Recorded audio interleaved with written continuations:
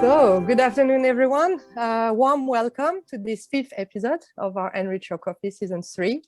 We're going to talk today about innovation impact for research infrastructures through supplier relationship, and we're going to look at the case study. So thank you very much, Jason and Søren, who's on his way, for hosting this episode today with Nikolaj as well, that we don't need to present anymore. We are very much looking forward to hear what you have to talk about on this topic.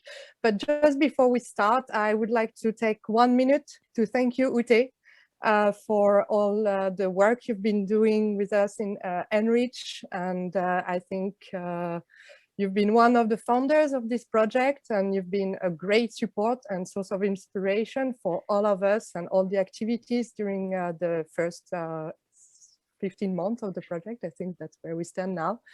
And I can even say that you've also been a support for the entire community. And I don't think I'm lying saying that. So as the 1st of June, you will be starting a new adventure in Brussels, and I really wanted to wish you all the best in this new function, which we still don't know what it is. You've been keeping it very secret. And so on a personal note, just thank you very much for everything over the last 4 years. Yeah, thank you very much, everyone. Thanks, Angelot, for those nice words. Yes, so I really count on you that you, keep this network alive so that I can always come back to you when I have a question and need to address industry outreach with you, because I will stay in the environment and I will be up in the clouds. So find me there. And now we're looking forward to hear more from Jason, I guess, right? Yeah. Thank you, Ute. Wow, cool. So just before that, raise your cup. Those who don't have the Enrich cup, I'm sorry, I have a very bad representative today, but send us your post address and we make sure you will receive one shortly. Right, and I think 1, 2, 3. Thank you. So now, Jason, the screen is yours. Yeah, okay, thank you. I'll try to find the slide. Okay.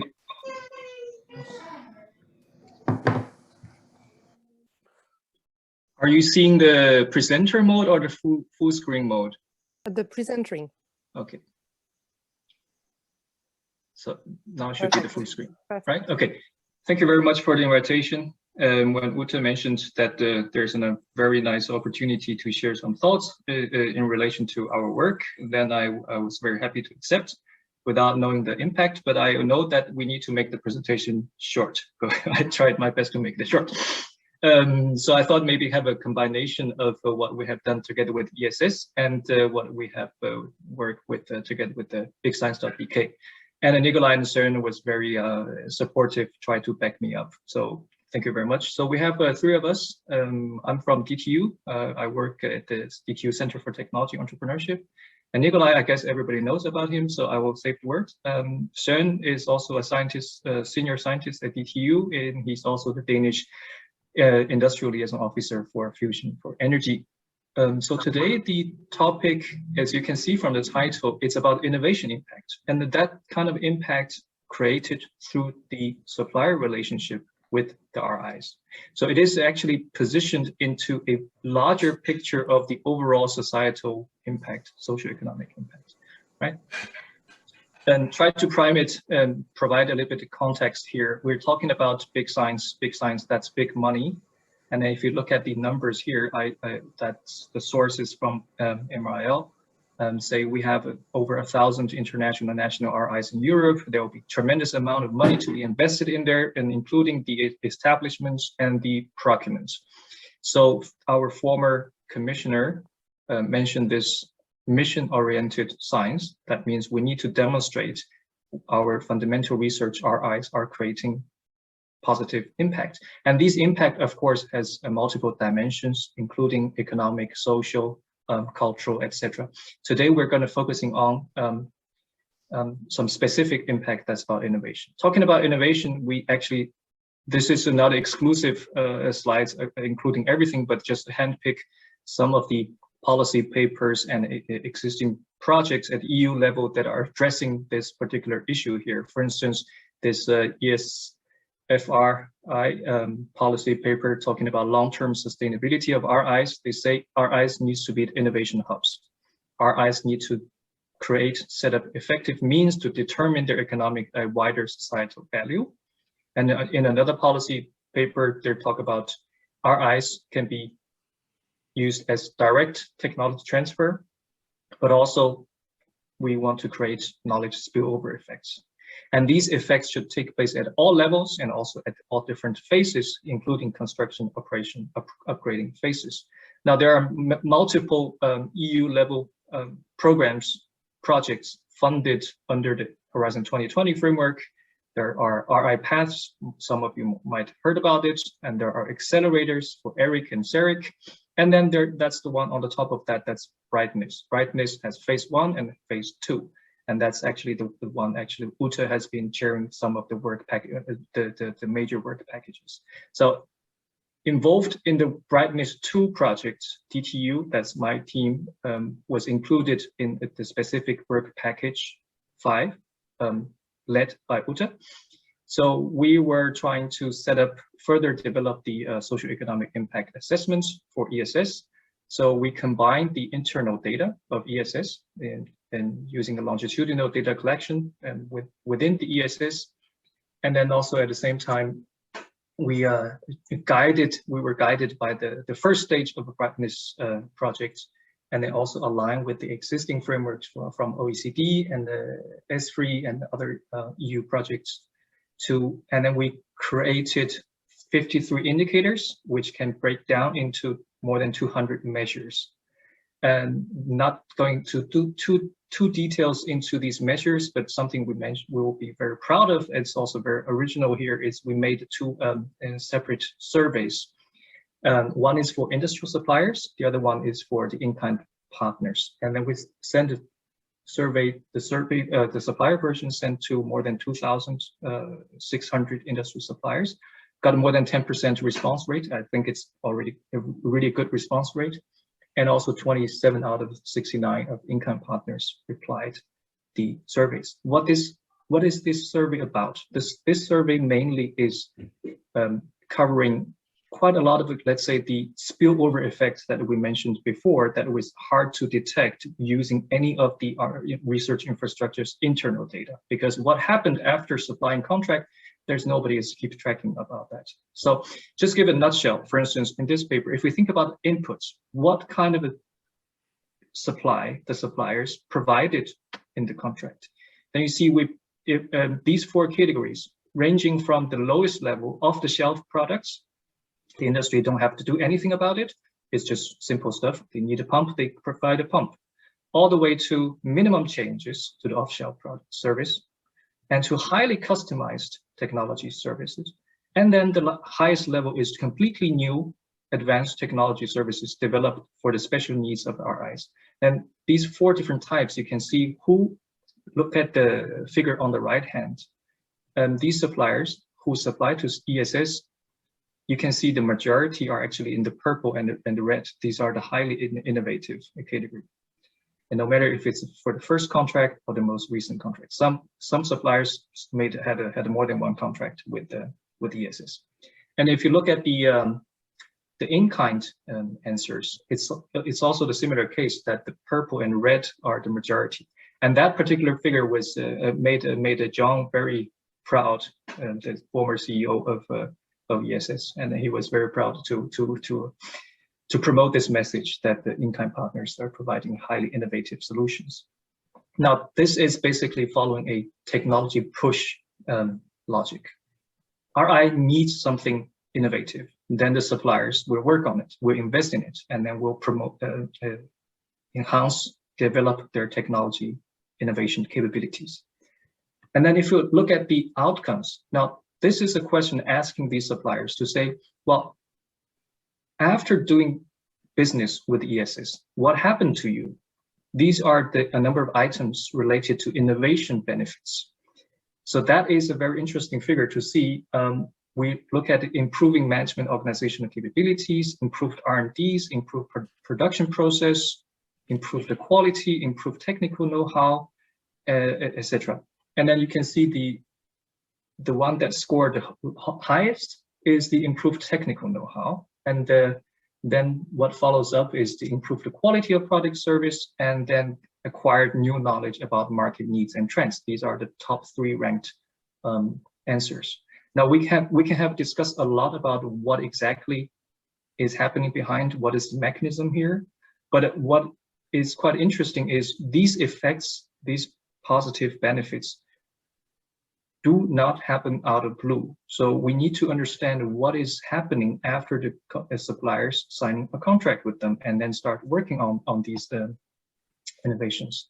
So here, this is immediately connected to what we have been working together with a number of co-authors from Big Science DK, and here our Søren is here. Anna, actually, I noticed Anna is also here, and Nikolaj is here. Big Science DK has, throughout the years, summarized quite a lot of cases, evidences, and a best practice towards how actually suppliers can work together with the RIs to create innovation benefits. And then here in the middle, don't forget there's another organization, that's the ILOs. And the ILOs are also mitigating the relationship in the middle. So this is a most recent publication here. I'm trying to look at the time. I think it's still okay to have 2 or 3 minutes, right? Yeah. Okay. No need to go into the detail because this paper includes a lot of details. So I just to try to say a few words about this figure. So in the abstract level, we found these are the kind of patterns of innovation mechanisms. On the left hand, we have a sphere. We call it the BSO and supplier interaction sphere. On the right hand, it's something that happened after this supplier starts working with the BSO, and this we call the evolution sphere on the supplier side. Now let's take the left side first. The left side, we have 3 different modes. One, the 2 of them are related to BSOs. The first one is basically BSO adopt the new products, services to create new solutions. So here the emphasis is on adoption. So they have special needs and they can go to the industry to say, this is something we wanted, but this is something we know you have somehow already developed something, but the large scale of market size has not been in place. So this is actually providing to the industry an extra market opportunity to further develop something that they could not find a decent size of a market otherwise. So here is about BSO adopting new product services to create new solutions. And then the second one is actually the BSOs will invent something together with the suppliers. It's a more like inviting the suppliers into the co-creation process, co-innovating process. And then you will see actually these arrows also pointed out some kind of mutually triggering mechanisms. It's hard to say where is the chicken, where is the egg, because when the BSO1 mode and BSO2 mode, it will not exist if the suppliers are not responding to the technology push of the BSOs to develop new technologies, service, etc. And on the other hand, the suppliers in the supplier 1 mode in the middle, they will not have the commitment and investment and effort to do so without BSO1 and BSO2 mode, right? So that's how they are related. Now, moving to the right hand of the sphere, that's what happened on the supplier side. We found a lot of cases. So first, the supplier followed the supplier 1 mode. And then afterwards, we're not saying it always happened, but sometimes it happens that, for instance, the supplier 2 mode might happen. That is learning from the first BSO buyer and then develop other BSO customers by implementing similar solutions in a new context. So some supply to CERN and then work with the ESA, ESO, or ESS, etc. Yeah? And then the third one is actually going beyond the BSO market. And we found quite a lot of cases they managed to supply to the big science organizations, and then they found good references from other market applications in the military market or aviation market, for instance. So together there are intertwined different modes of innovating together, and that paper went a little bit more into detail. For instance, so we identify the pre-contracting challenges and the post-contracting challenges, and each challenges how they are related to each type of innovation modes. in the second column. And for each of the challenge, we'll look at who might be the potential problem solvers and what are the recommended best practices here. If this full list of the table actually crossed 3 pages, that's why I couldn't just copy paste it here. So that's why you understand what is provided here.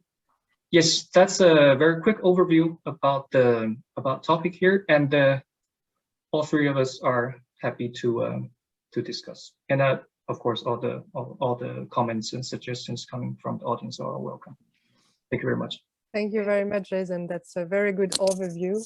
The chat was very animated during your presentation, so I'm not going to take too much time. Sonia, I think you have a bunch of questions, and Simon, afterwards you can ask your question. Okay, thanks a lot. So I really like the idea of having define different types of interactions. The first thing that really puzzled me is your description, Jason, of that as being technology pushed. My understanding of that is that this would be demand pull. Can you explain to me why I'm wrong about that, please?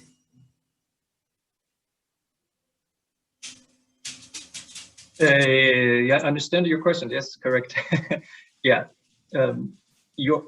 when I say technology push, it means in quite a lot of cases that the needs of the unique or advanced technological solution is the push to the industry to move forward. This is demand pull. This is not technology push.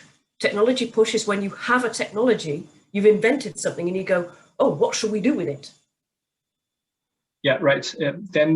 Then the suppliers will react to that. Yes, you are right. It's the market. Okay, right. It's also market. Yeah, market pool in that sense. For the supplier point of view, it's market pool. Correct. Mm-hmm. Yes. Right. Okay. It's just a question of from whose perspective. Yeah. Okay. Yeah. Exactly. Yeah. Yeah. There must be some connection I'm missing here, because there's no way you would have gone to publication if it were a mistake. Okay. Thanks for clearing that up, so I understand that. So this I had then a couple of questions about your methodology.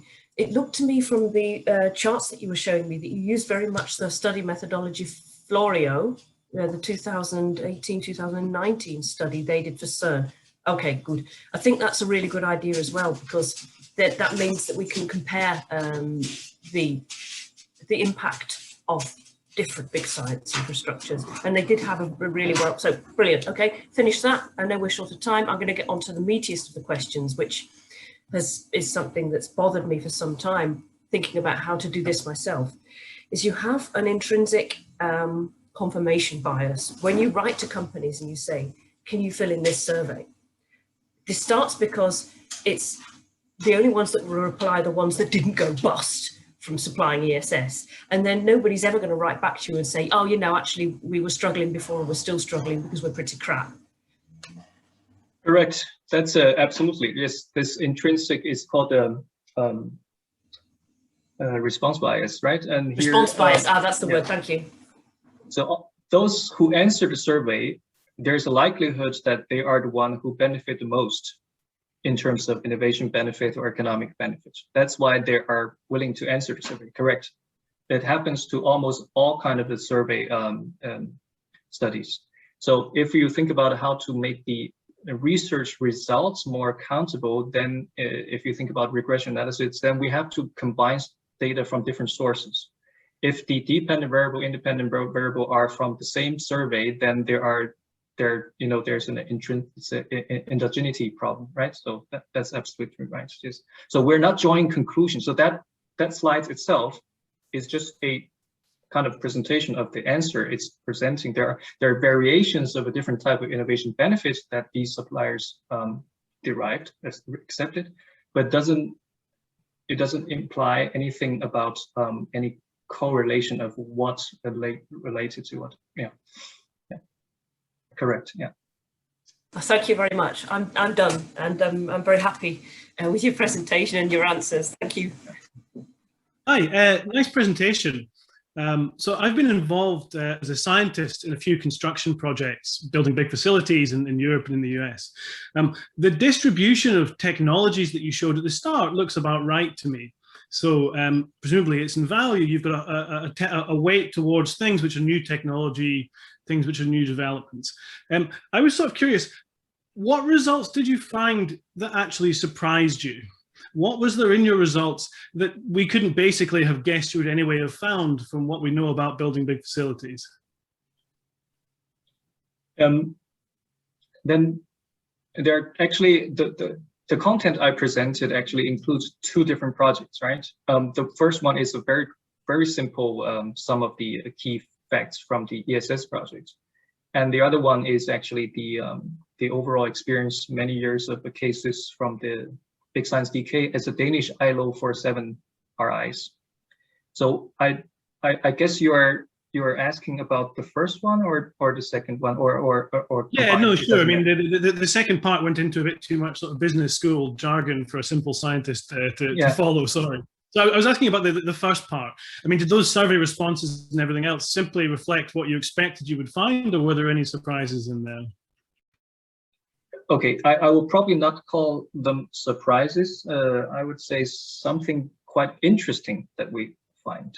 We're still trying to make a statistic analysis that is as rigorous as possible, try to control all different kind of factors. So one of the things we're trying to hypothesize is like what you can already probably notice in the way how I presented is that there's a hypothesis saying maybe the volume and also the level of innovativeness that suppliers provide is highly correlated, or let's say have a positive impact to what kind of innovation impact they can derive. Because the more, let's say, the amount of technology from ESOs, the more they will invest in it, then they will learn more, then they will become more innovative, right? And we're trying now to test a kind of a mediator here, and it's triggered by these qualitative insights we get from a lot of cases, saying some of the companies, they probably don't even care about economic innovation benefits. But what happens is in the middle is we label it called a network effects on the benefit. Network benefits means they can give up the economic benefits or innovation benefits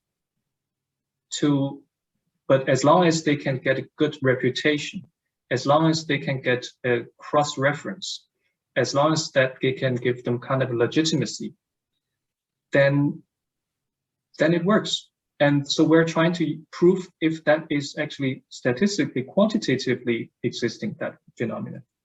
That is, we're trying to take one step further, is trying to control let's say, the internal patenting portfolio of these companies in order to control any effects that is related to the company's innovativeness themselves, because you cannot just say it's about the input of the contract and then what happened in their answer of the survey. We want to control about the nature of the company itself.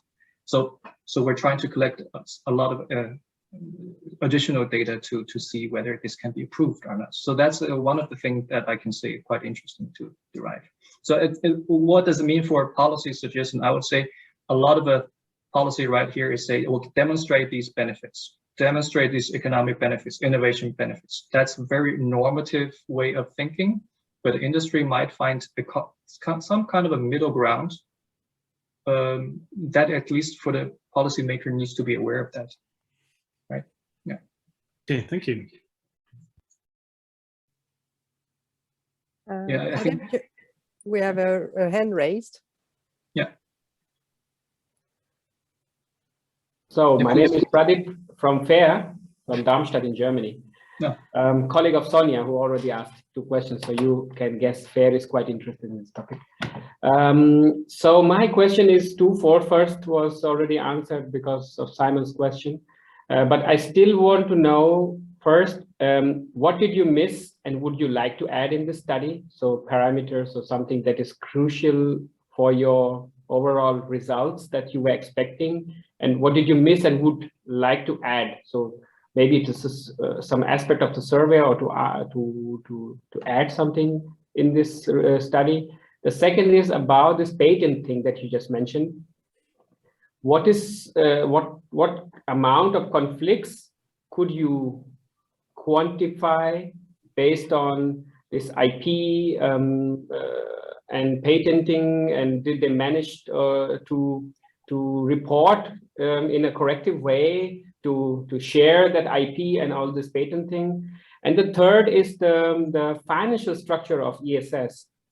Since 4 or 5 years ago, it became ERIC. In your data, is there something like an advantage that you see based on that?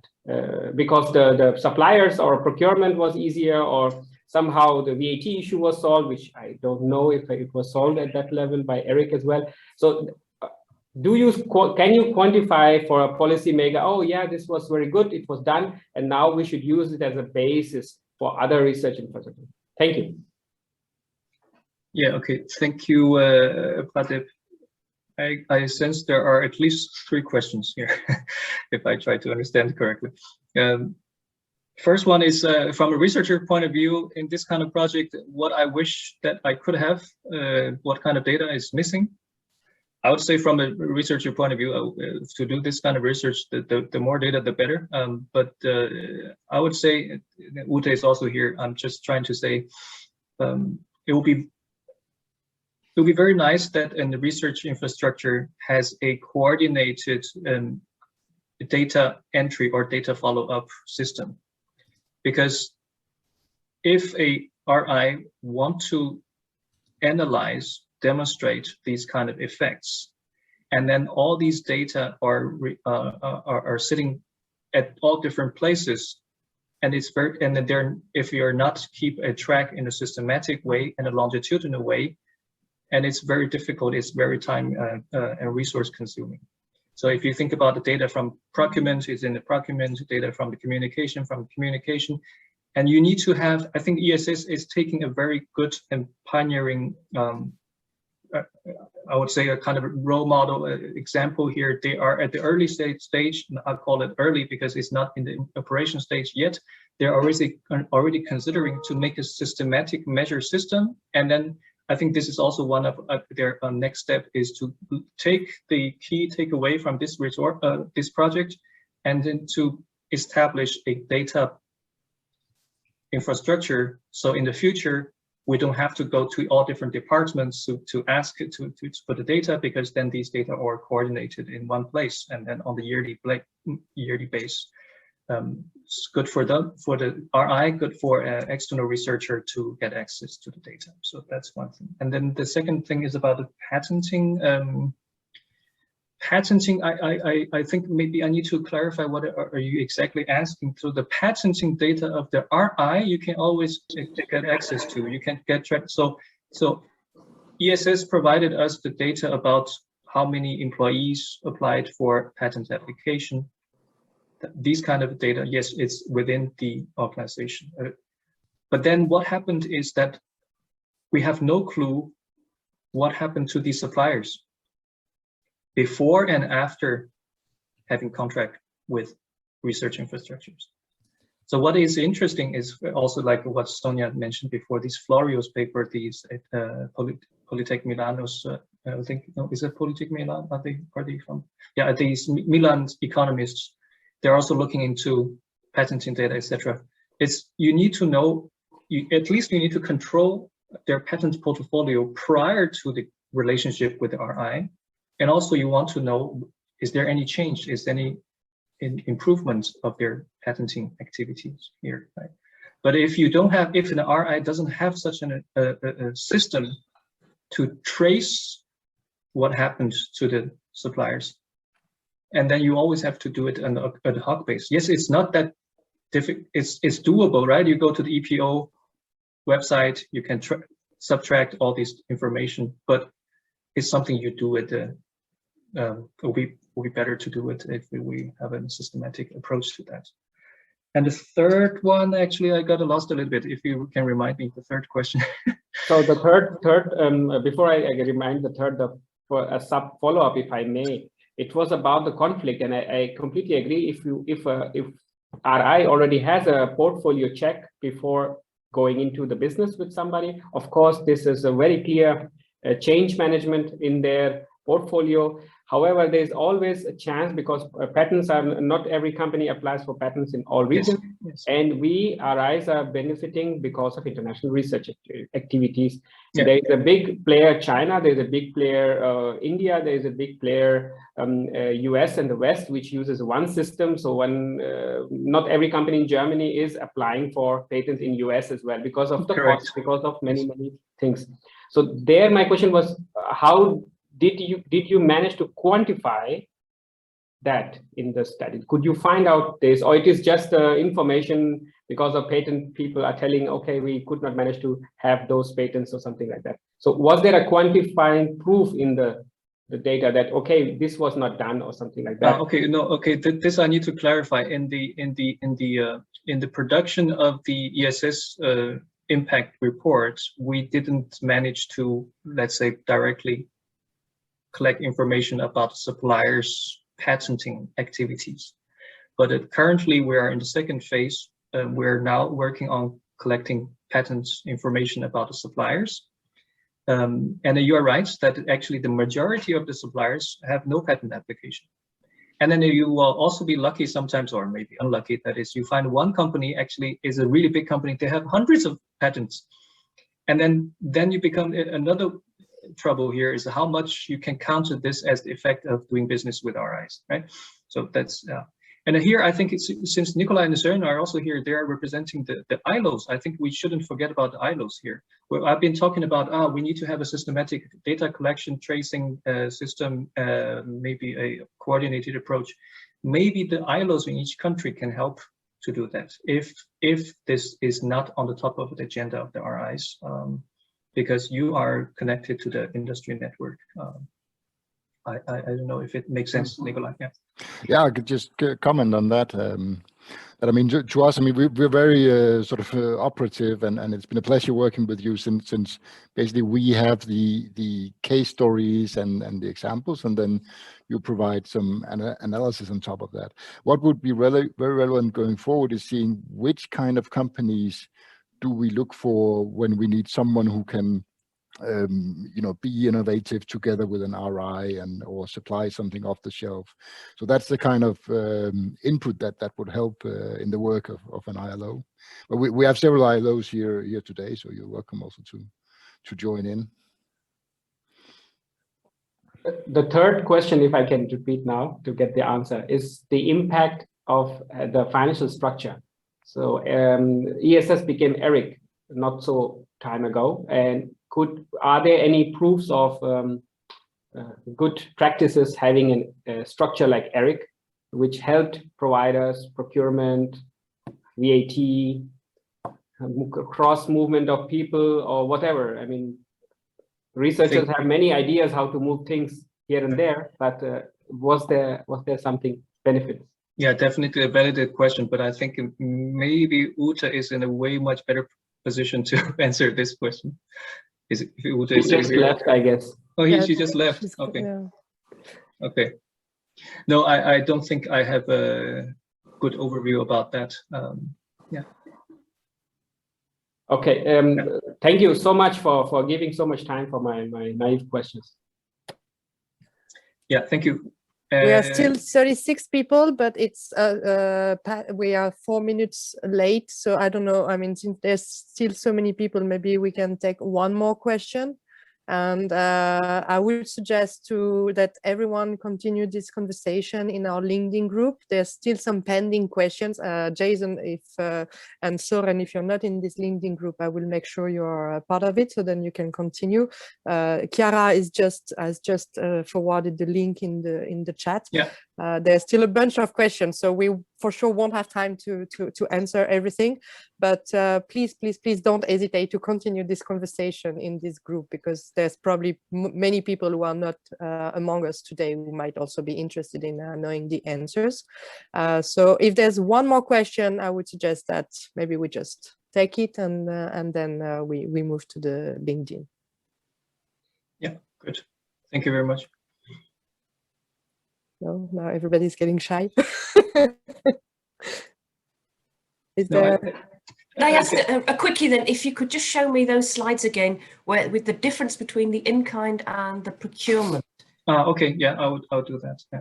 I would naively imagine that you would expect more of the in-kind relationships to have an innovative outcome than the basic procurement. I think that probably relates. Sorry, I had no intention of implying you had not done your homework. This one. For the background in the chat. Is this one? Pardon. Yes, that's the one. Yeah. Okay. So that's ordinary procurement, cash procurement, right? Oh yeah, that's something I have. Yeah, I forgot to mention here. Here these. I think it's the suppliers here are the suppliers who had a high volume contract, high value contract. Mm-hmm. Yeah. So okay, we're not asking those companies who supply the toilet papers or canteen supplies, etc. Yeah. Okay, so these numbers are very similar between purchasing procurement and in-kind procurement. Okay, thank you. That answers my question. And I'm sorry about my little faux pas there. I had no intention of implying that you had not read the literature. No, it's not that. I didn't imply another way. That way. Yeah, okay. Yes.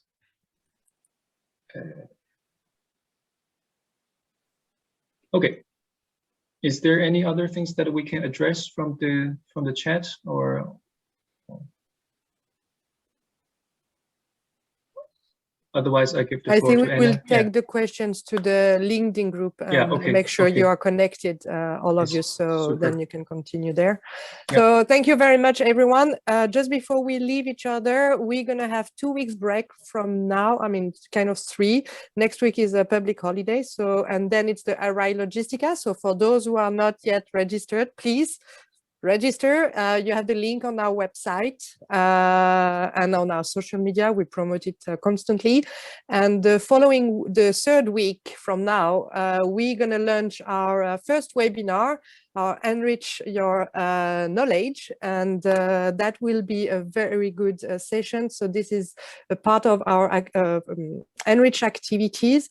And for this first webinar, we will discuss the ILO and the ICO roles. I mean, you will be trained by experts on this question. So we just launched today the registration. So again, this is also available on our website and promoted in our newsletter and all our social media. And our great expert is like bombing you in the chat with that. So please, I hope we will all see you there and wish you a great day. And if you have any question, any topics you want to discuss, please just reach out to us and we will be happy to organize a session for you. Thank you. Bye. Thank you.